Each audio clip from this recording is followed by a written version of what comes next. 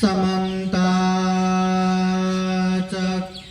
चक्रवालेषु अत्रा गच्छन्तु देवता सदामं मुनिराजस शृण्वन्तु सद्गमोक्षदं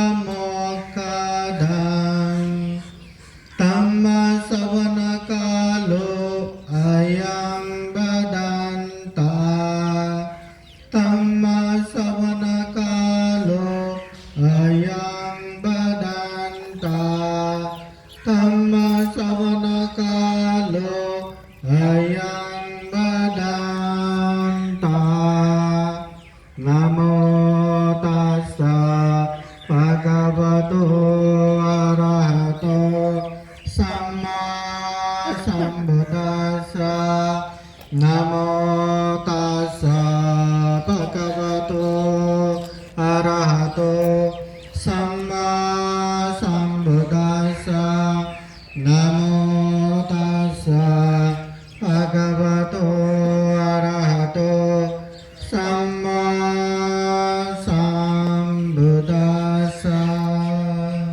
बोले साधु साधु साधु। महाकारुणिक तथागत भगवान बुद्ध को त्रिवार वंदना। महाकारुणिक तथागत बुद्ध द्वारा देशित सुआख्या धम्म को त्रिवार वंदना। महाकारुणिक तथागत बुद्ध के आर्य श्रावक संघ को त्रिवार वंदना। परम पूजनीय बोधिसत्व डॉक्टर बाबा साहब अम्बेडकर आज विशेषतः बौद्ध महासम्मेलन कार्यक्रम में उपस्थित पूजनीय भिक्षु संघ महासम्मेलन के अध्यक्ष पूजनीय भिक्षु शिलानंद महाथेरो, कार्यक्रम के उद्घाटन करता पूजनीय भिक्षु जगदीश आनंद, पूजनीय भिक्षु संघ भिक्षुनी संघ तथा विशेषतः ये कार्यक्रम के आयोजक अखिल भारतीय मंगल मैत्री महासंघ के संपूर्ण पदाधिकारी, महासम्मेलन के प्रत्यक्ष अप्रत्यक्ष सहयोगी, उपासक उपासिकाएं और श्रद्धा संपन्न बुद्धि संपन्न उपासक उपासिकाएं, सर्वप्रथम इतना बड़ा बौद्ध महासम्मेलन कार्यक्रम संपन्न हो रहा है तो महासंघ के संपूर्ण पदाधिकारी और सहयोगी संपूर्ण उपासक उपासिकाएं सबके जीवन में बुद्ध के धम्म का आशीर्वाद रहे, संघ का आशीर्वाद रहे, ऐसे शुभकामना तथा आशीर्वाद प्रदान करता हूँ। बोलिए साधु साधु साधु। विशेषतः आज के में बाबा साहब के विषय में, बाबा साहब द्वारा निर्मित ये संविधान के विषय में और बहुत सारे विषय में सुनते आए। अब मैं विशेषतः बाबा साहब ने जिस धम्म का दीक्षा लिया और जिस धम्म का दीक्षा लेके अपने समाज को वो धम्म का दीक्षा दिया, वो धर्म के विषय में थोड़ा सा चर्चा करूंगा, ध्यान से सुनिएगा। महाकारुणिक तथागत बुद्ध होने के बाद बहुजन हिताय बहुजन सुखाय के लिए गांव नगर जनपद देश देशांतर चारिका करते हुए, लोगों को देखते हुए, समय को देखते हुए, अवस्थाओं को देखते हुए अनगिनत उपदेश दिए हैं।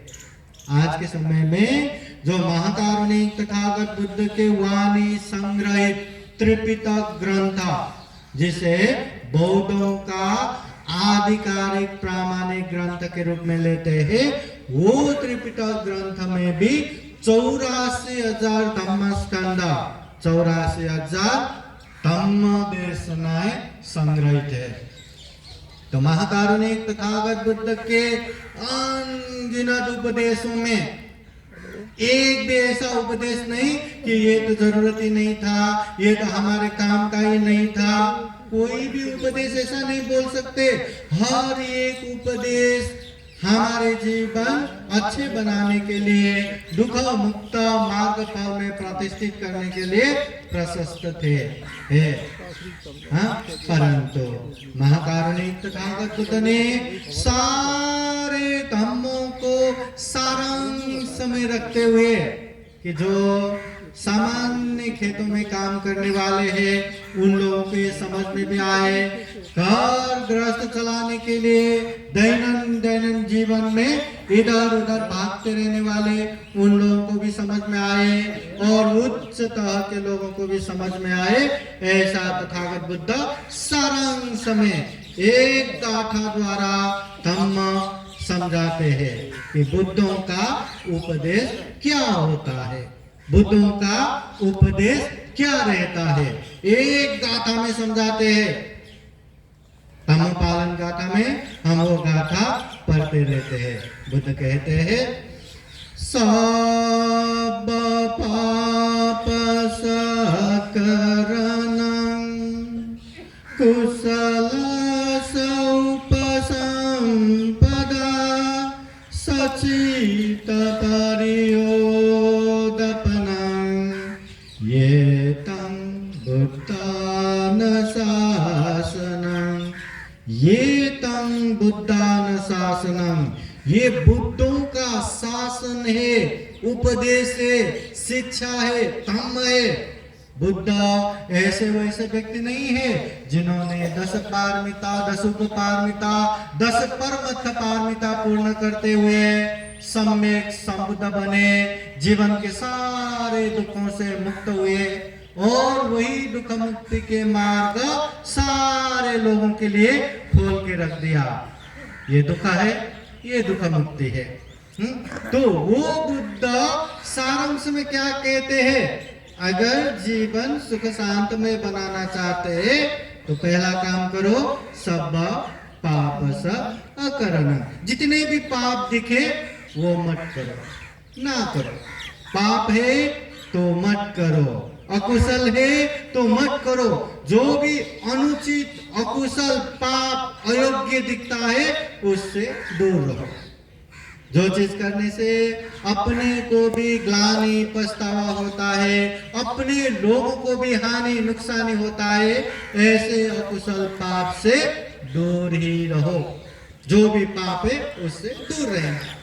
फिर बुद्ध कहते हैं, कुशल सोप संपदा, पहला काम है पाप नहीं करना, और उसके बाद मैं पाप नहीं करता ना बस हो गया करके ऐसे बैठना नहीं है, करना है।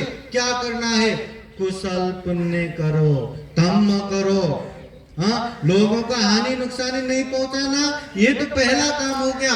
दूसरा काम तो लोगों के उपकार के लिए हम क्या कर रहे हैं, लोगों के उपकार के लिए हम क्या कर सकते हैं। वैसे ही पहला काम पाप नहीं करना, दूसरा काम है पुण्य करो, धम्म करो।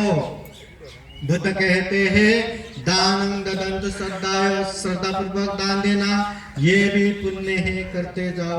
शीलम रखन्तु सर्वदा, हमेशा हमेशा शील पालन करते रहना ये भी पुण्य है, करते जाओ।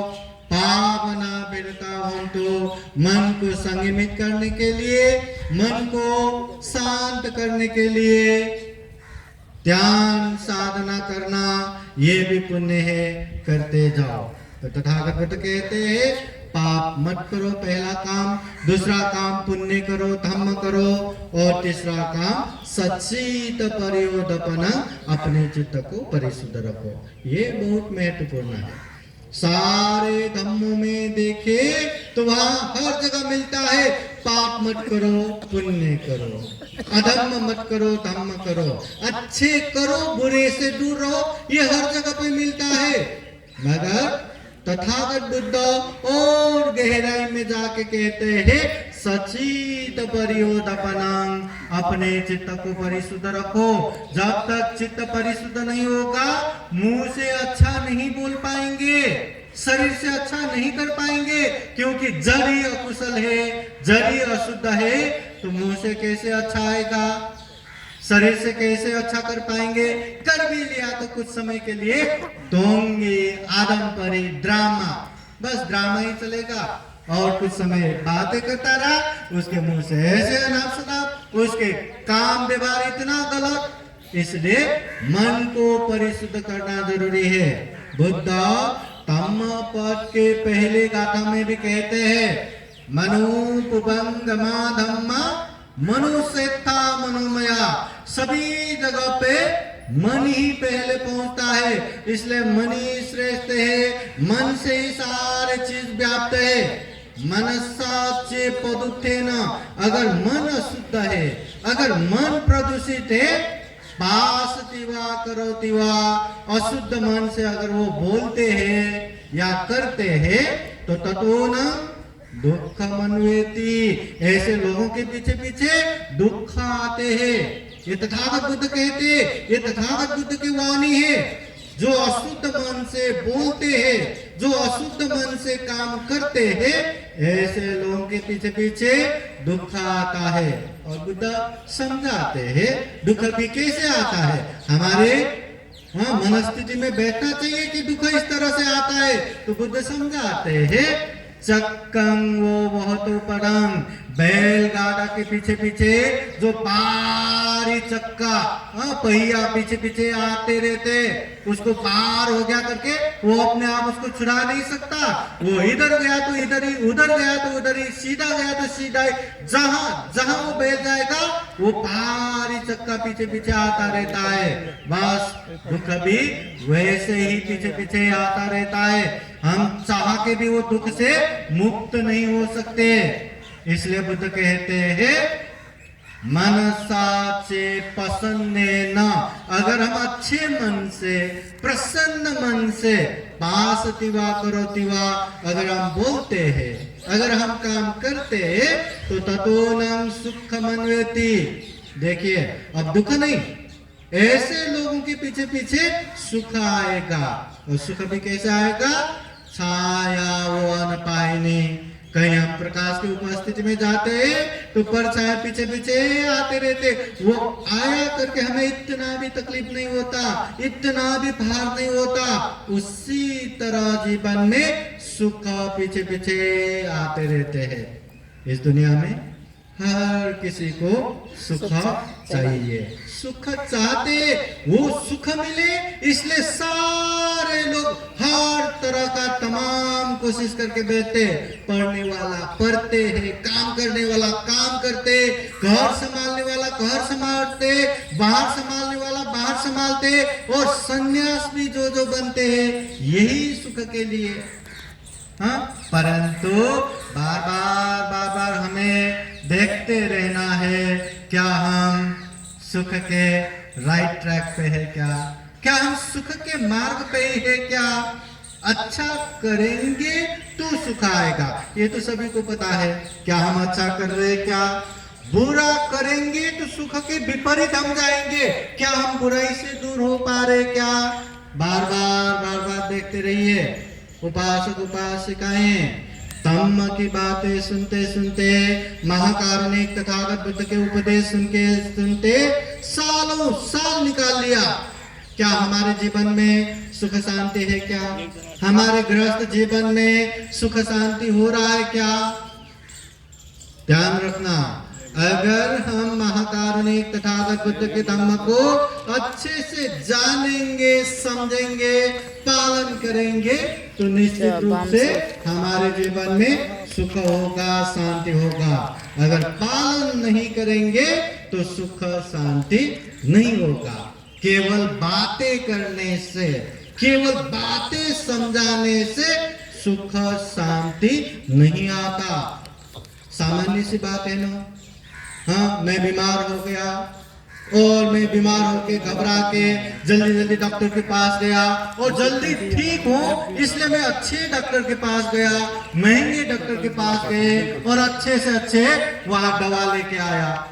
अब मैं वो दवा सेवन किए बिना भगवान बुद्ध के सामने, बाबा साहब के सामने वो दवा की पूर्ति को रखता हूँ और नमस्कार करते हुए, अरे इस दवा की क्या कहना, ये ऐसी दवा है, इतने बड़े डॉक्टर ने दिया वाला, इतना महंगा ये औषध, अगर मैं इसको एक बार लूं तो मेरी सारी बीमारी खत्म होगा, इतना अच्छा ये दवा है। अगर मैं ऐसे ही सोच सोच के प्रार्थना ही करता रहूं, स्तुति करता रहूं और वो औषध सेवन नहीं करूं, तो क्या लगता है वो औषध कुछ हमारा कल्याण करेगा क्या? मेरे बीमारी ठीक कर देगा क्या? बिल्कुल नहीं। जब तक वो दवा सेवन नहीं करूंगा तब तक वो दवा का लाभ मिलने वाला नहीं है। दवा सेवन करने के लिए है, दवा खाने के लिए है। खाएंगे तो बीमारी से मुक्त होगा।